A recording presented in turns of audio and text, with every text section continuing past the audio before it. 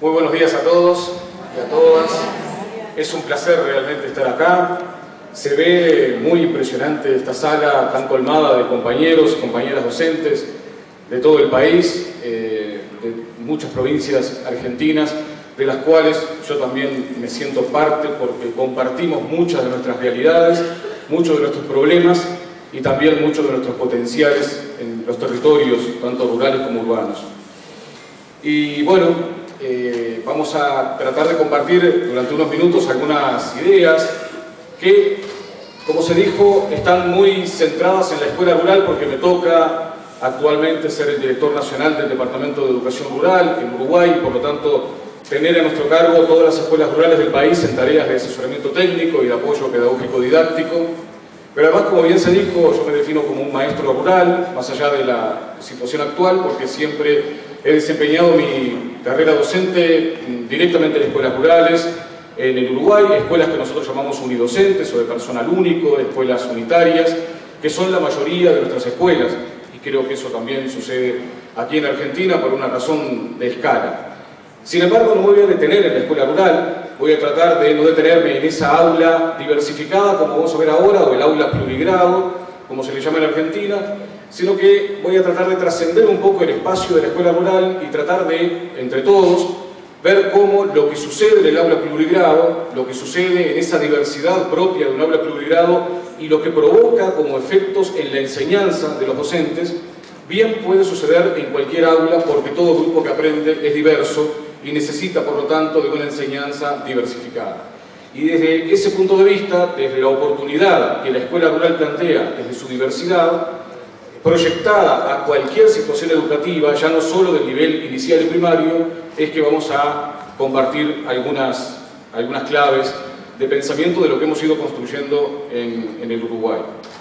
Me van a perdonar algunos compañeros de Entre Ríos, hace unos días, nada más, la semana pasada, estuvimos compartiendo algunas instancias de trabajo en Paraná con ellos, por lo cual algunas cosas que hoy voy a decir quizás ya las han escuchado hace pocos días, pero bueno, uno también es un poco preso de sus palabras, sobre todo de sus palabras recientes, está como contaminado por uno mismo, por lo tanto algunas cosas quizá ya les suenen repetidas, pero bueno, la idea era hoy compartirlo con los demás. Son consideraciones muy modestas, que además en Entre Ríos en particular, hace unos días yo lo decía, me siento muy como en mi casa porque nos parecemos mucho en cuanto a, sobre todo, las ruralidades de Uruguay y de la provincia de Entre Ríos. Quizás compartimos también esto también con muchas otras provincias argentinas, pero obviamente la diversidad de la Argentina e incluso la diversidad a la interna de cada provincia es muy variada, muy rica, y por lo tanto hay, por cierto, también algunas cosas que no se van a sentir tan identificados porque corresponde a un modelo y a una realidad diferente.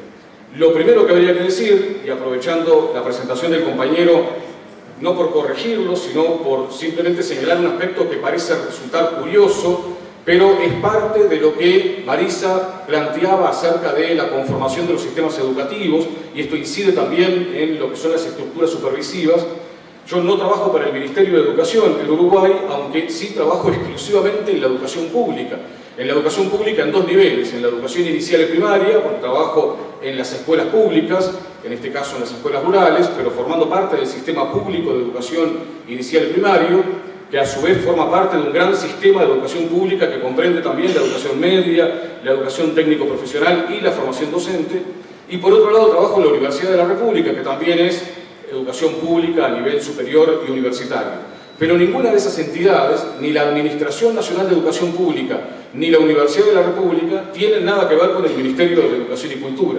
Que si bien existe, hay un Ministerio de Educación, como hay en la Nación Argentina, como hay en cada una de las provincias, en nuestro caso no es un sistema federal, obviamente en Uruguay, pero sí existe un Ministerio de Educación, pero sin embargo ese Ministerio de Educación respecto a la educación formal pública no tiene nada que ver. Porque la educación pública, por Constitución de la República, está basada en dos entes autónomos que, digamos, de algún modo por principios de autonomía de la educación, tienen autonomía técnica del Ministerio. Y por lo tanto el Ministerio va por un lado, está para políticas culturales, está para la educación de 0 a 3 años, está para cuestiones vinculadas con la educación no formal, pero la educación formal pública está en entes autónomos que tienen autonomía técnica relativa, es cierto, pero tienen cierta autonomía que por lo pronto no nos hace depender. A mí que soy funcionario de esa Administración Nacional de Educación Pública, trabajando en la educación rural, no me hace depender en absoluto de la ministra de Educación. Es una forma de organizar muy sui generis, que Uruguay la tiene desde hace unas cuantas décadas. Es una coyuntura histórica que luego permaneció en aras de las autonomías de la educación.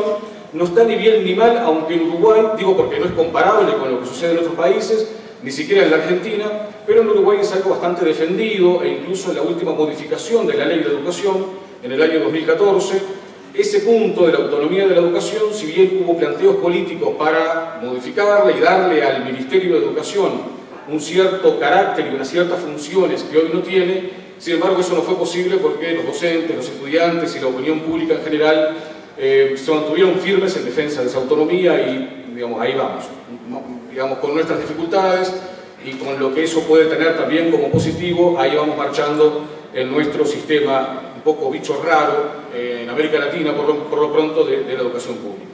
Ahí tenemos también instalados nuestros problemas que yo quiero ir señalando. Vamos a ver si podemos manipular esto. Parece que no.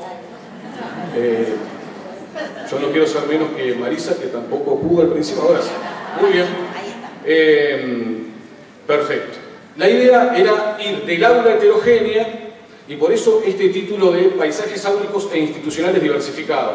De algún modo lo que yo quiero es trasladarme desde la concepción de aula heterogénea a el aula diversificada. ¿Qué tiene que ver el aula heterogénea con el aula diversificada? Claro, en principio ya sabemos lo que tiene que ver. Cuando nos referimos al aula heterogénea, parece que nos estamos refiriendo más a los aprendizajes. Porque de algún modo, en un grupo que aprende, lo que hay heterogeneidad es heterogeneidad de aprendientes, de formas de aprendizaje, que de algún modo hace que el aula sea diversificada en cuanto a su enseñanza. De algún modo, la heterogeneidad más bien remite a los aprendizajes y la diversificación remite a lo que nos provoca a nosotros como enseñantes para atender esa heterogeneidad que tiene que ver con la diversificación de las prácticas de enseñanza. Está claro que cuando hablamos de la heterogeneidad, lo hacemos por oposición a la pretendida homogeneidad de la escuela moderna.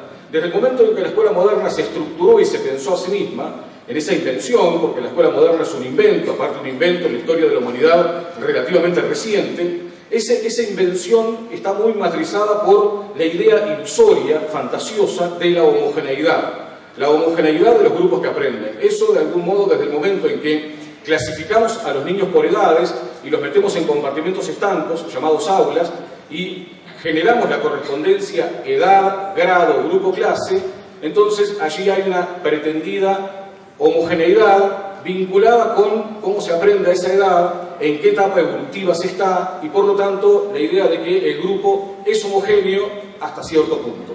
La fantasía de la homogeneidad, de algún modo, luego deriva en la fantasía de la uniformidad de las prácticas de enseñanza. Si estos niños que están en primer grado, que tienen la misma edad, más o menos están en la misma etapa evolutiva, aprenden igual, entonces es válido y suficiente con que les enseñe a todos de la misma forma, al mismo tiempo, con los mismos procedimientos, etcétera, etcétera. Claro, todos hemos pasado por la enseñanza en aulas y por esos grados con pretensión ilusoria de homogeneidad, y todos nos hemos agarrado de los pelos cuando esa homogeneidad parece no ser tal, o esa uniformidad de las prácticas de enseñanza parece no ser suficiente porque hay niños que no se prenden de esa propuesta única, porque no siguen el mismo ritmo que los demás, y eso ha pasado históricamente siempre. Yo siempre digo que en estos días, digamos en estos tiempos, parece que tenemos la idea de que como hoy el mundo es más complicado, hoy como la acumulación de saberes es más acelerada y se transforma más rápidamente, lo que ayer era válido hoy queda obsoleto, porque de algún modo la producción de conocimiento tiene un ritmo que no lo tenía hace 50 años, hoy entonces la escuela moderna graduada, con prácticas uniformes y basada en la pretensión de homogeneidad de los grupos que aprenden, empieza a hacer agua, empieza a tener problemas muy visibles.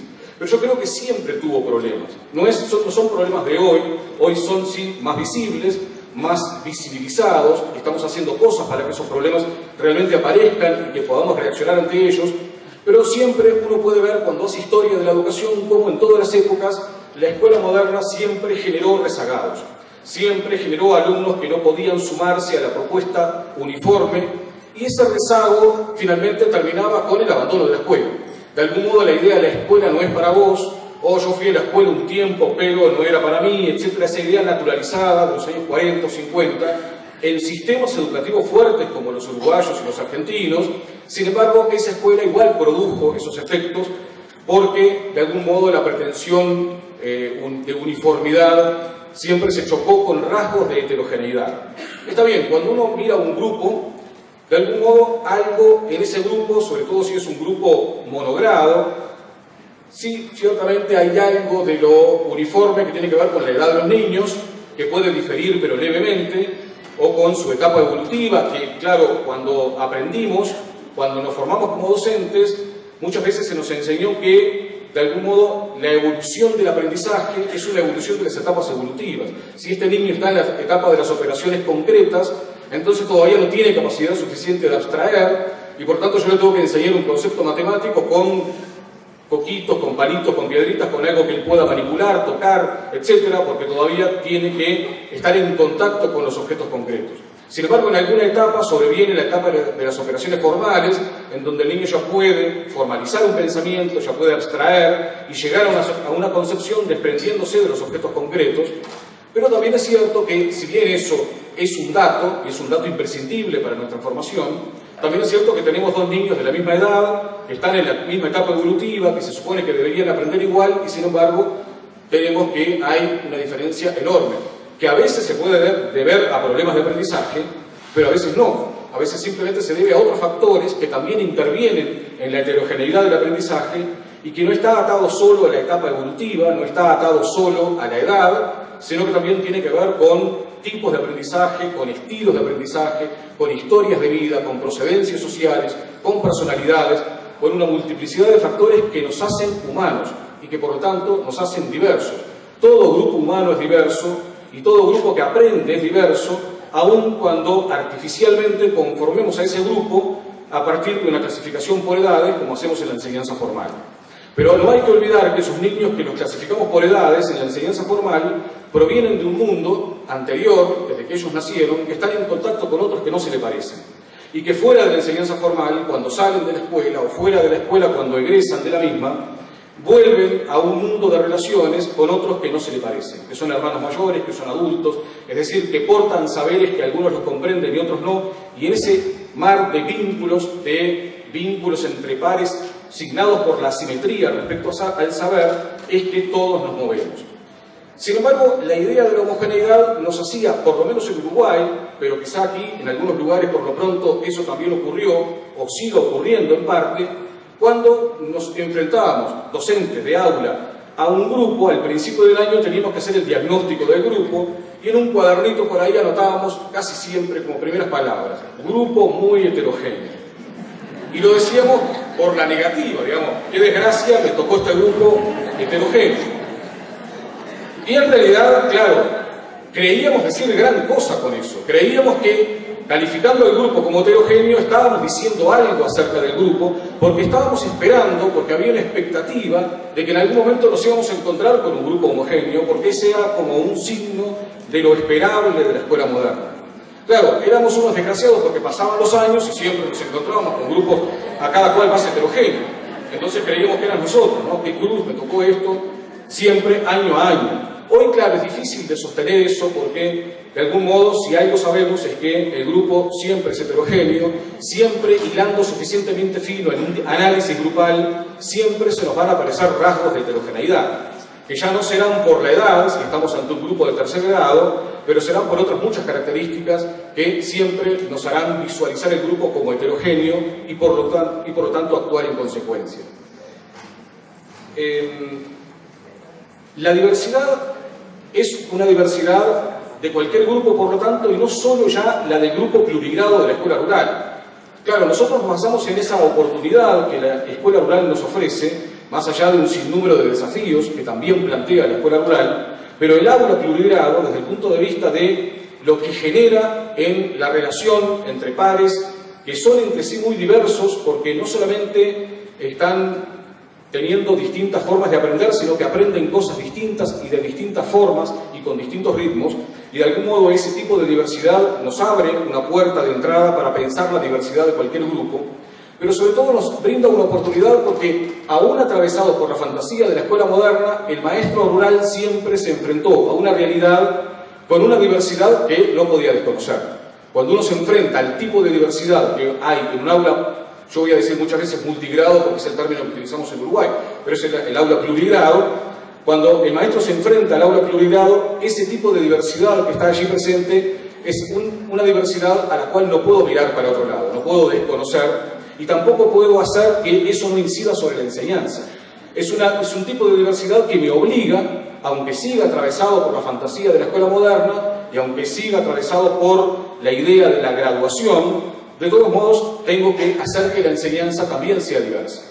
A grupos diversos, a grupos cuya seña de identidad en cuanto a los aprendizajes es la diversidad, necesariamente en un aula plurigrado la enseñanza también debe ser diversa. Aunque en términos operativos, en términos técnicos, la enseñanza diversa es una enseñanza diversificada, una enseñanza que opera por diversificación. Y eso tiene efectos muy contundentes sobre la práctica de enseñanza, porque nos genera, como vamos a ver ahora, algunas cuestiones un poco desafiantes, pero además que nos descolocan mucho, que es el tema de que la diversificación nos hace tener procesos simultáneos y nos obliga a estar aparentemente en más de un lugar al mismo tiempo. Como eso es imposible, algunas estrategias tenemos que desarrollar para poder dar cuenta de una enseñanza diversificada, donde ya no es un solo proceso, sino dos o más que están operando simultáneamente en el aula. Entonces yo decía, bueno, vamos del aula heterogénea al aula diversificada, es decir, situémonos desde los procesos de enseñanza con esto que es la diversificación de propuestas en el aula. De alguna manera, lo decía recién, cuando uno plantea una diversificación de propuestas, no hay una sola propuesta, sino varias, lo que enseguida sobreviene es la simultaneidad temporal. Ya no es solo la sucesión, porque de algún modo los tiempos didácticos, tanto los tiempos didácticos de larga duración o de mediana duración, donde tenemos las secuencias de enseñanza, como los tiempos didácticos de corta duración, que están sobre todo caracterizados por la jornada escolar, que por lo menos en nuestra región la jornada escolar es una unidad de tiempo básica porque nos hace planificar para esa jornada, aun cuando esa jornada está enmarcada en un tiempo de más larga duración, pero pensando en la jornada escolar, de algún modo lo que hay como elemento crítico de los elementos que constituyen la práctica educativa es que si hay diversificación de propuestas, hay simultaneidad. En el tiempo de corta duración, en general siempre hay sucesión. A esta actividad le sucede la otra, terminada esta viene la siguiente, luego viene el recreo, luego la siguiente, es decir, hay una sucesión temporal siguiendo el orden natural del tiempo. Pero en el aula diversificada, además de la sucesión, hay simultaneidad, o hay simultaneidad de sucesiones, porque no hay un solo proceso, sino 2, 3 o 4 procesos simultáneos.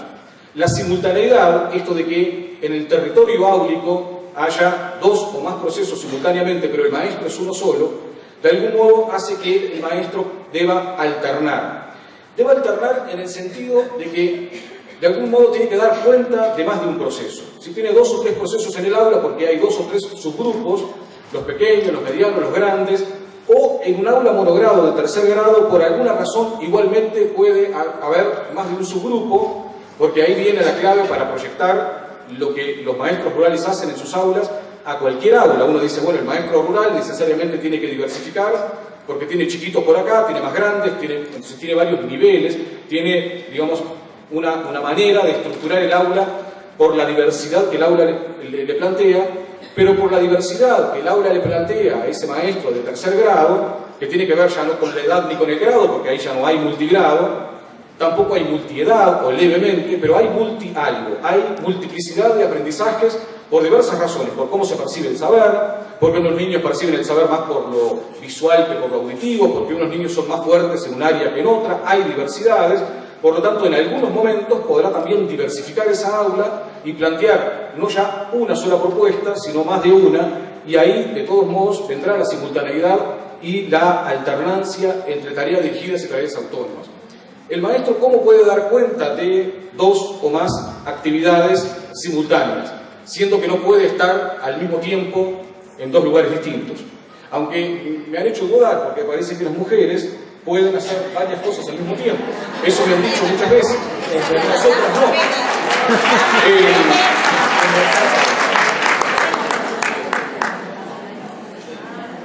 Sin embargo, también me ha dicho que en realidad no es que puedan hacer dos cosas al mismo tiempo, aunque si uno las mira, parece que sí, en distintos ámbitos, no solamente en el ámbito áulico, que tienen varios frentes abiertos y pueden atenderlos a todos igualmente bien. Eso es una cuestión maravillosa.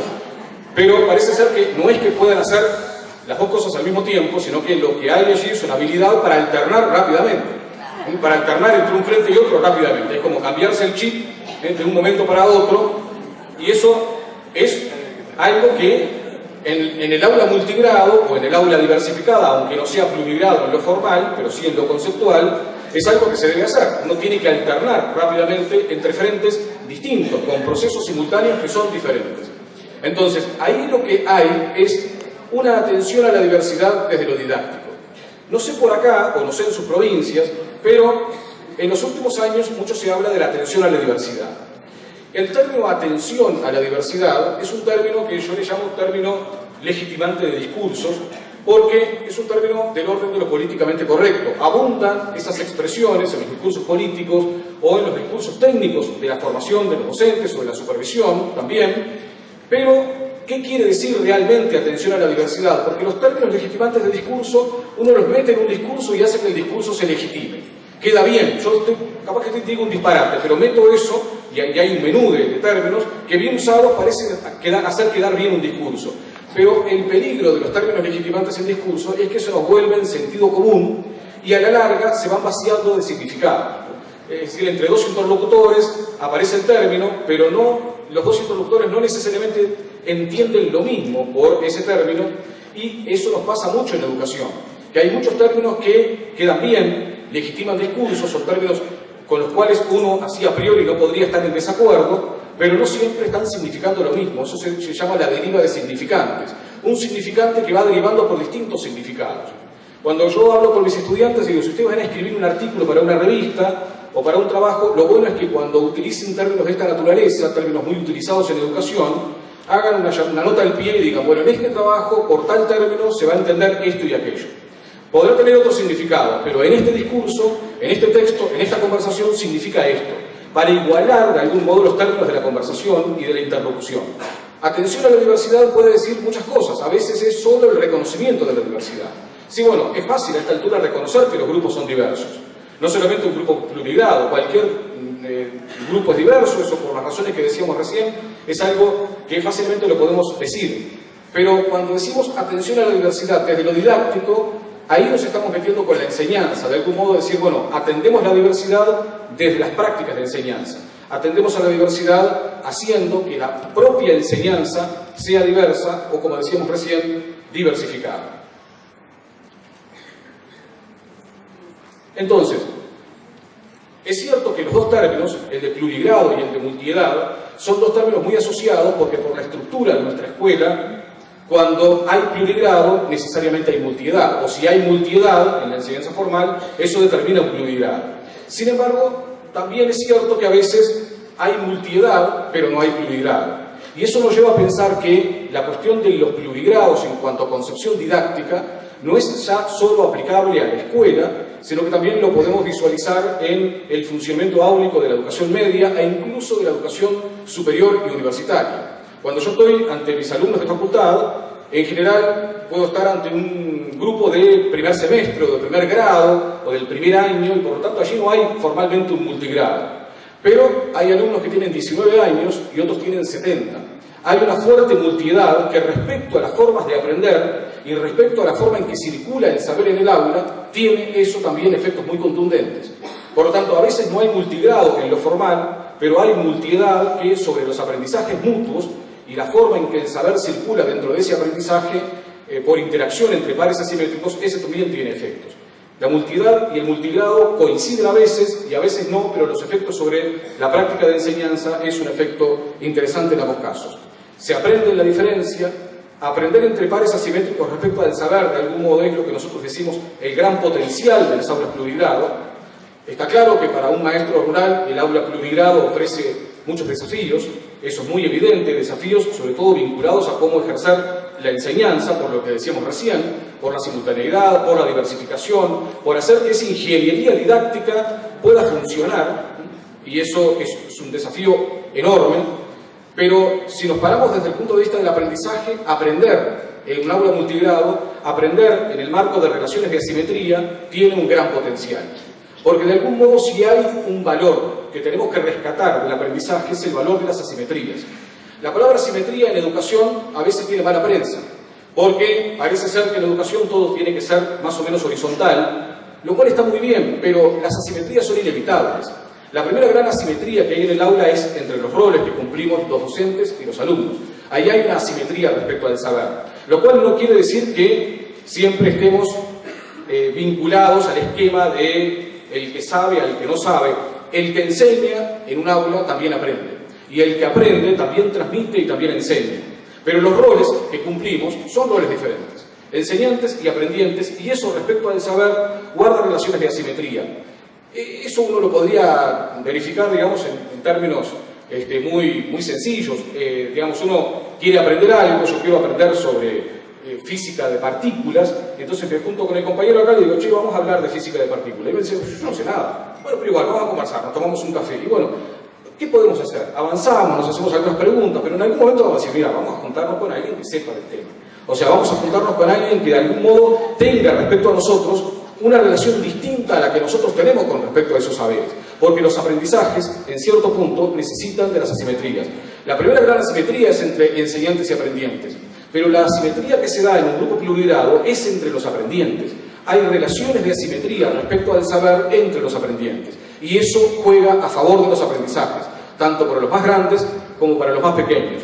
Y asimetrías respecto al saber no tiene que ver solo con saber más o saber menos. No es solo cuestión de distancia, estar más lejos del saber o más cerca. También son relaciones de puntos de vista distintos, de abordajes del saber diferentes, de cómo uno se relaciona con el saber y cómo percibe el saber de forma diferencial. Eso es lo que sucede en las relaciones asimétricas entre pares en un aula multigrado, y es la que en definitiva sucede en cualquier grupo que aprende. Por eso el valor de las asimetrías, y por eso esto de que aprender entre pares asimétricos respecto al saber en un aula es lo que le da a ese aprendizaje un potencial que en todo caso desde la enseñanza hay que aprovechar, y el gran desafío es saber cómo aprovecharlo. Cuando digo aprender con la vida misma, aunque parezca un poco poético, es que fuera del ámbito formal es eso lo que sucede todo el tiempo. Estamos siempre, y desde que nacemos, en vinculación con otros que portan saberes que algunos los comprendemos y otros los pasan por arriba, y no sucede nada. Es decir, permanentemente tenemos relaciones de asimetría porque constantemente hay una circulación de saberes por la cual estamos todos atravesados. El término circulación de saberes es propio de la estructura teórico-práctica que hemos llamado en Uruguay didáctica multigrado. De algún modo tiene que ver con cómo deriva el saber, cómo fluye el saber en el aula, cómo el saber al fluir entre pares diversos se va transformando, y de qué modo eso de algún modo ocasiona algunos efectos que quienes han trabajado en aulas plurigrado alguna vez lo han vivido. La anécdota fundacional, que yo llamo una anécdota que de algún modo da principio a la teoría de la didáctica multigrado en Uruguay, es aquella que nos dice el maestro. Yo le hice la pregunta al niño de sexto grado, y el niño de sexto grado no supo bien qué responder, y respondió el de tercero. Yo le hice la pregunta al niño de quinto, y el de segundo se desesperó levantando y respondió el de segundo, cuando yo con ese niño de segundo grado no había trabajado lo que le pregunté al de quinto.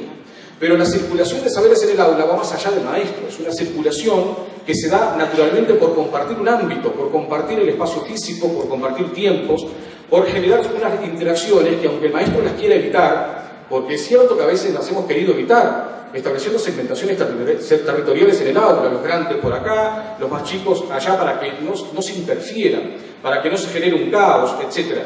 Pero la interferencia, aunque es un término dicho por la negativa, la interferencia en un aula plurigrado juega a favor. Es bueno que haya ese tipo de interferencia, es bueno que, además de la interacción natural entre un niño de sexto grado y un niño de segundo, en algún momento también esa interacción sea intencional, es decir, que desde la propuesta del docente pueda existir esa interacción, y que de algún modo esa interacción le sirva tanto al de segundo como al de sexto.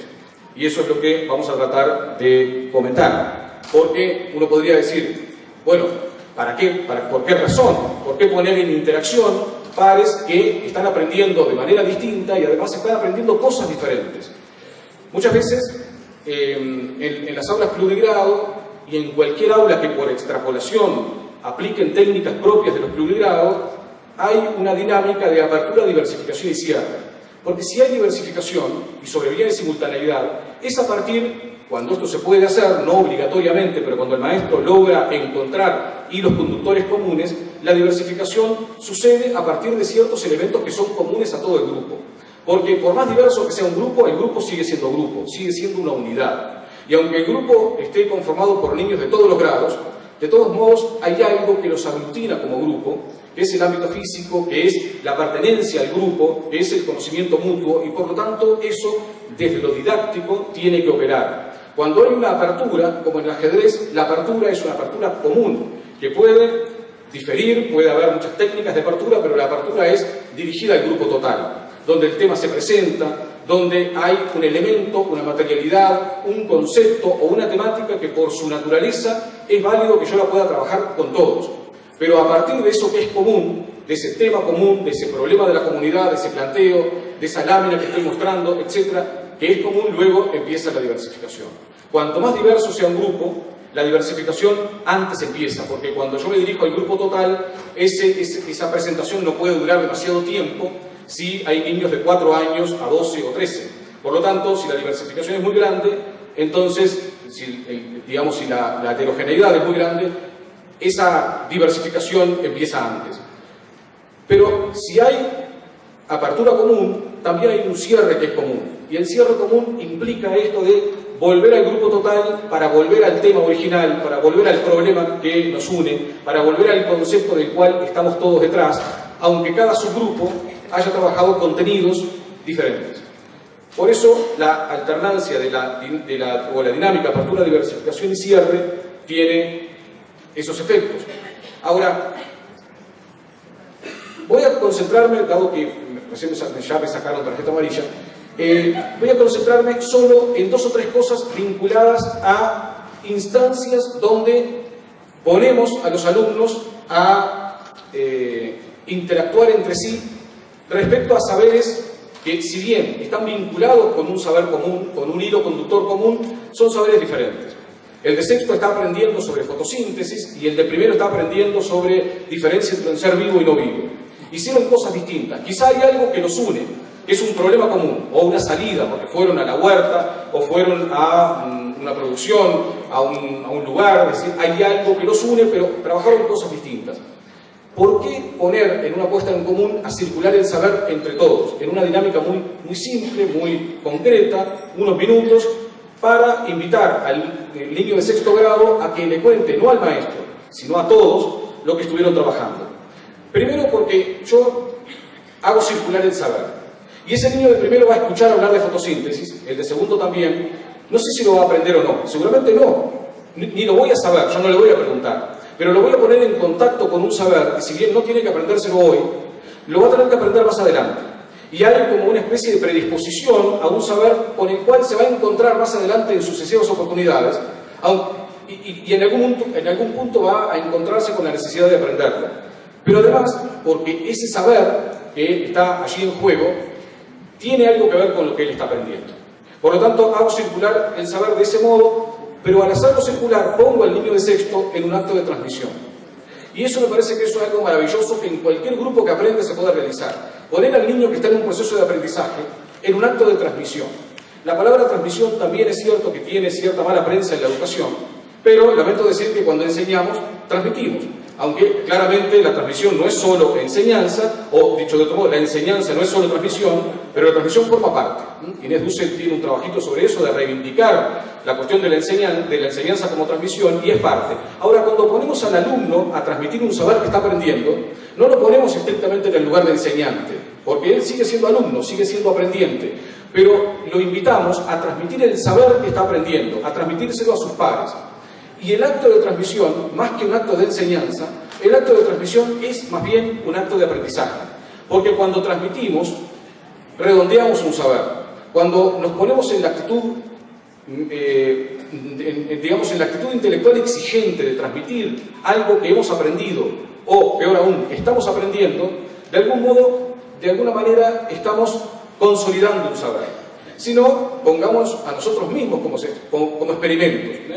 Recordemos los momentos en donde hemos ido a dar una clase, a trabajar algo con alumnos de cualquier edad y en cualquier ámbito, y quizá no sabíamos cuánto sabíamos lo que creíamos saber, porque a veces la conciencia de nuestro propio saber no es tan visible, y mucho menos la conciencia colectiva de qué sabe el otro. Por eso es tan difícil evaluar aprendizajes, porque los indicadores de aprendizajes son muy inaprensibles, porque el otro los muestra en parte, y gran parte los esconde, es muy difícil poder visualizarlo, pero a veces nos pasa con nosotros mismos.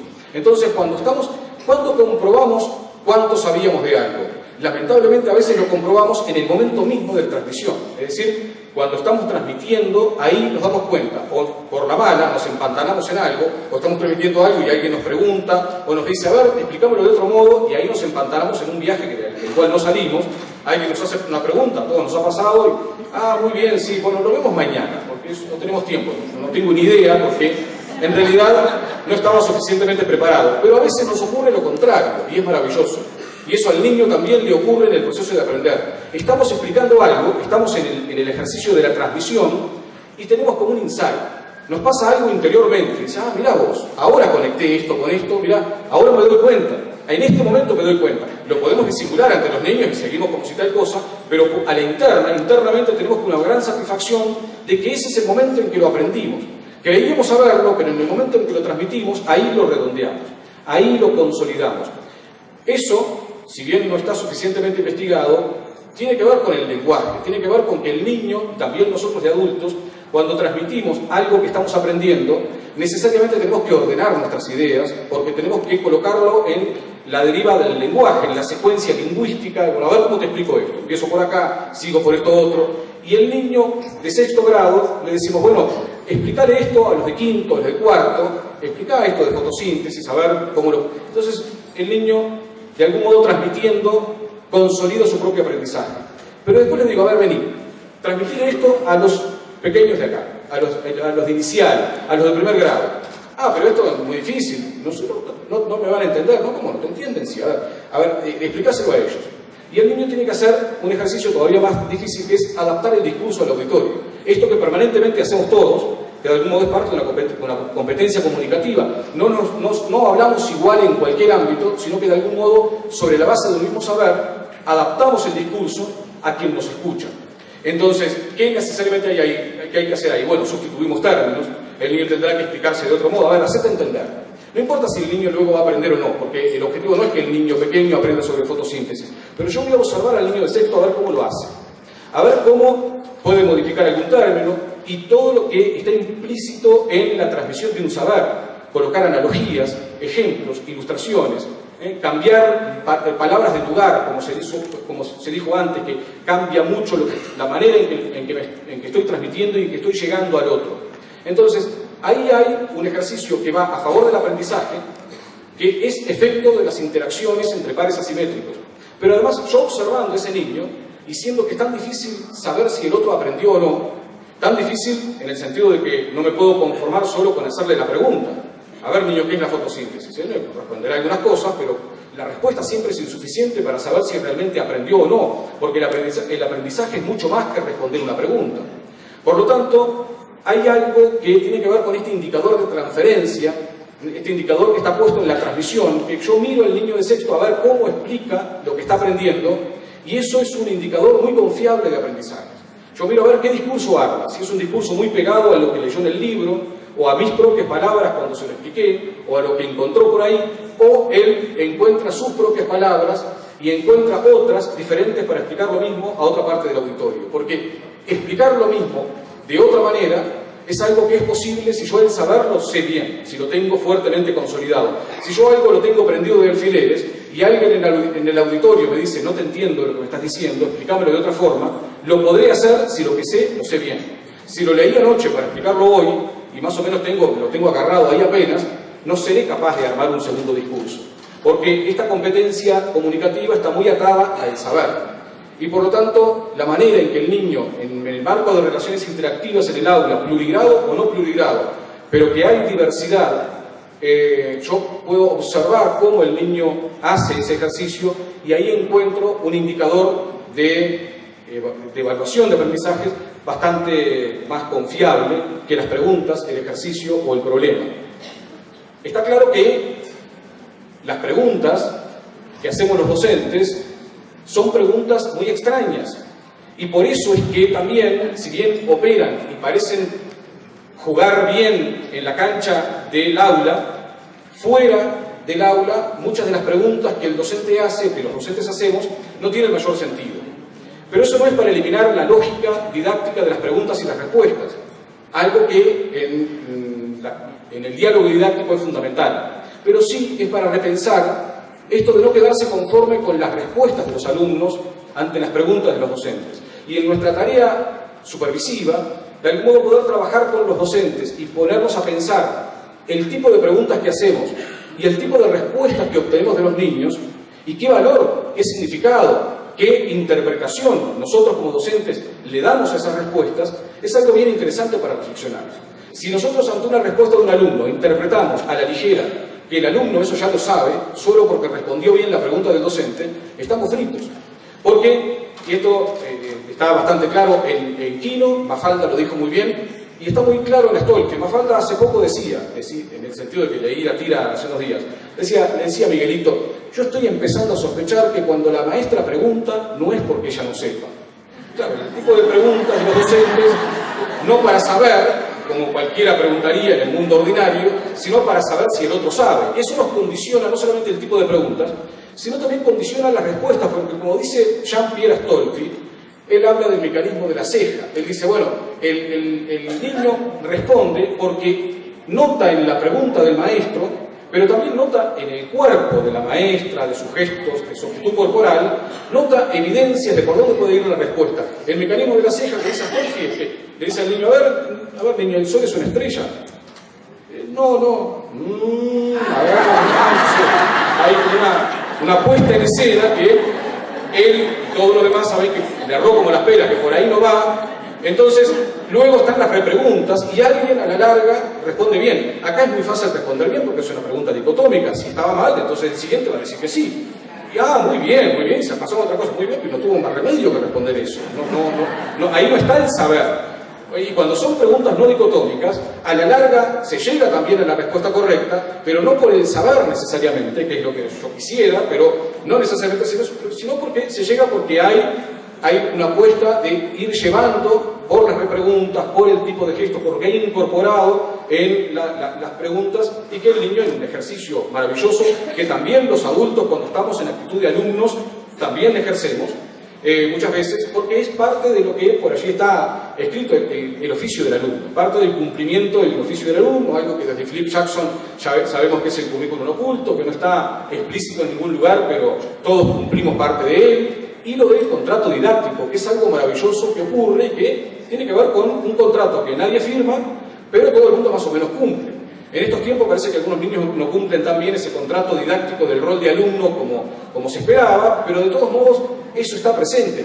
No tanto en los alumnos pequeños, pero a medida que pasa el tiempo de escolarización, el contrato va teniendo efectos y por eso lo maravilloso que resulta escuchar las respuestas de los niños de inicial, o los niños pequeños que no están tan todavía atravesados por el contrato didáctico y sus respuestas no están tan medidas como la respuesta de un niño de quinto grado. Que yo le hago una pregunta evidente, explícita, a ver, niño de quinto grado, ¿el sol es una estrella? Sí, maestro, sí. ¿Está seguro? No. Y estaba seguro, sí, pero la señal de desaprobación es más fuerte que el saber, porque tiene que ver con esto de a ver qué espera el otro, a ver qué está buscando el otro. Esta cuestión, el niño más pequeño no le importa nada, el niño más chico no, aunque igualmente el niño cuando llega a la escuela ya tiene algo del contrato didáctico, porque la madre, aunque nunca haya pisado una escuela, de todos modos la madre cuando lo manda por primera vez le dice cosas tales como, mirá que ahora vas a ir a la escuela y en la escuela no es como acá en casa, mirá que es distinto, ahí tienes que pedir para esto, lo otro, mirá que no te vas a hacer el vivo como acá, que hacer... No, hay otra cosa. Entonces el niño, wow, ¿qué será eso? Cuando llega, ya va con eso. Pero las preguntas que hace la maestra para el niño son preguntas auténticas. Y entonces las respuestas también tienden a ser auténticas. Con el tiempo, las preguntas de los maestros dejan de ser auténticas, no porque nosotros seamos culpables de eso, eso es algo estructural, tiene que ver con la estructura de la escuela.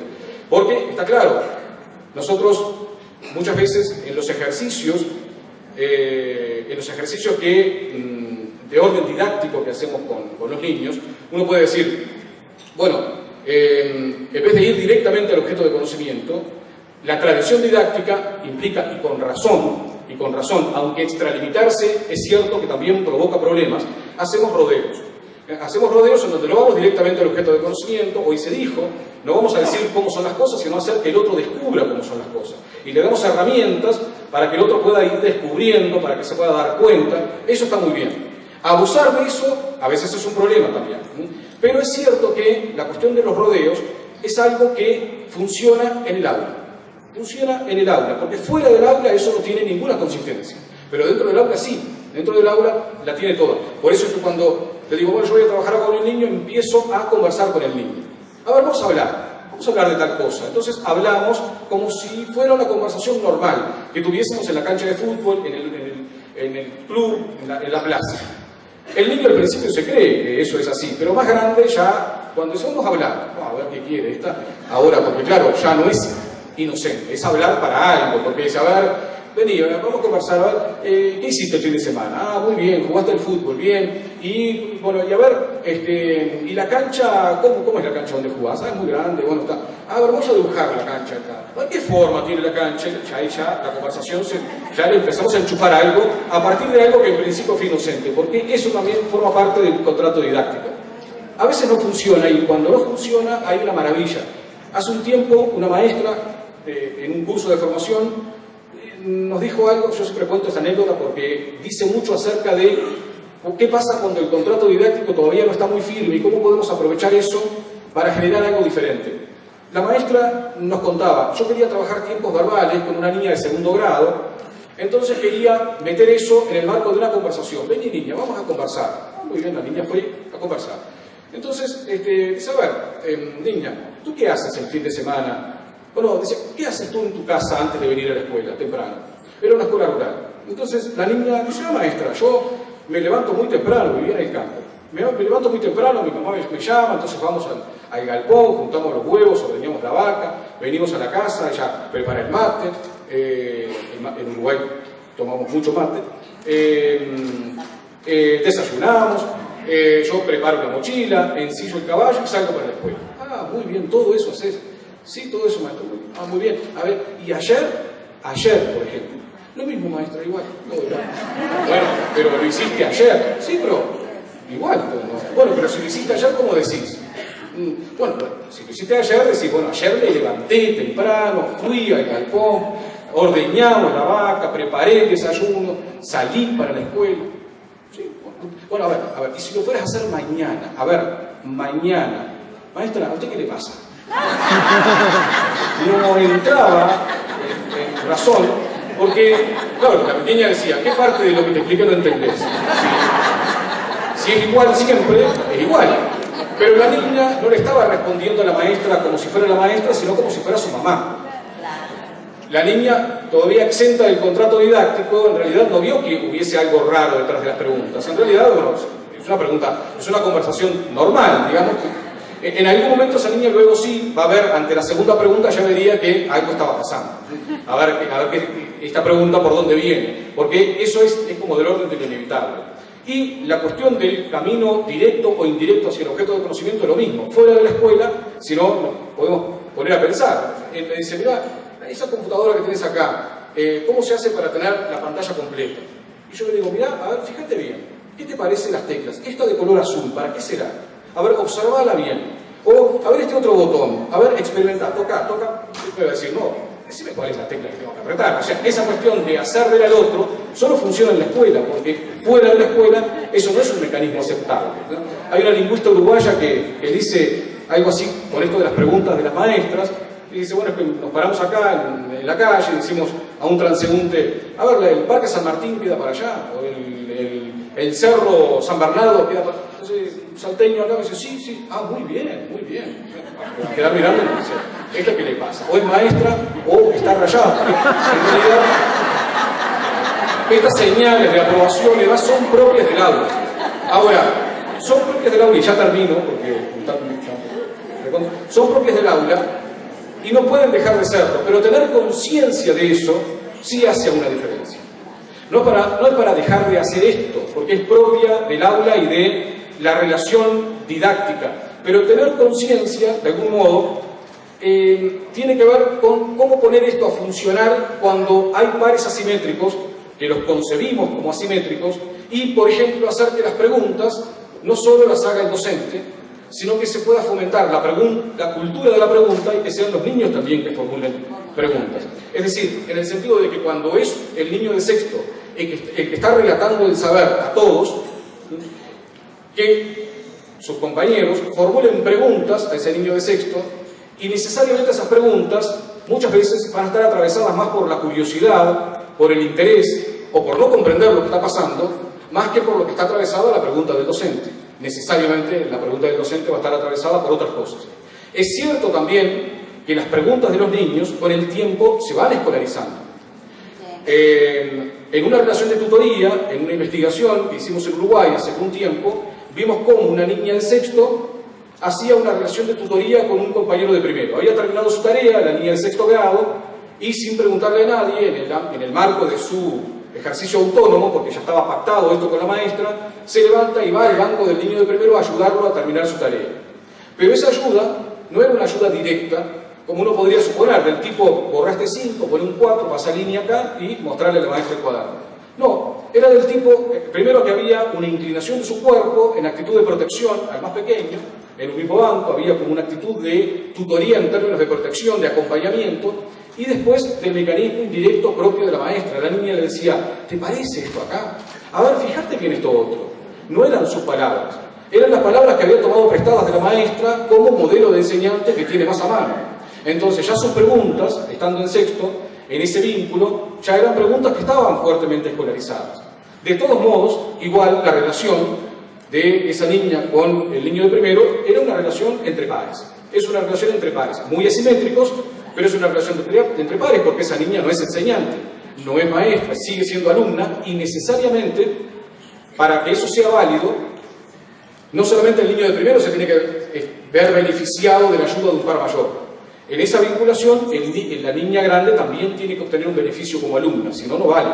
Es decir, cuando un niño grande le explica algo a un niño más pequeño, está pasando esto, está reforzando su propio saber, lo está reaprendiendo, etc.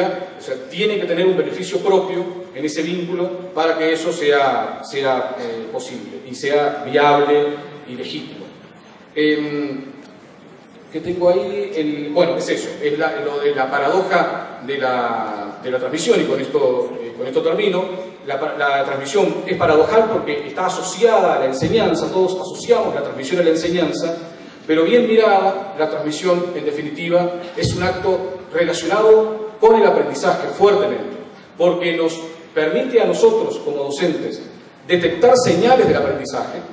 En la transmisión que hace el niño de lo que está aprendiendo, detecto señales fuertes del aprendizaje. Nunca todas, nunca puedo tener una evidencia in totum del aprendizaje, porque el aprendizaje es un fenómeno sumamente complejo, pero sí tengo señales bastante confiables que me indican hasta dónde va el aprendizaje y de qué manera.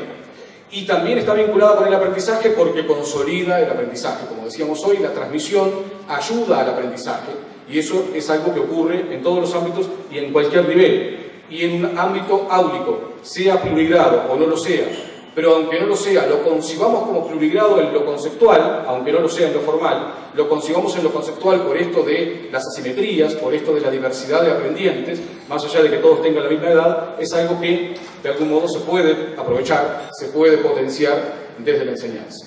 Así que dejo por ahí porque el tiempo estoy no excedido, sino recontra excedido, y les agradezco mucho el apoyo. Gracias. Muchas gracias.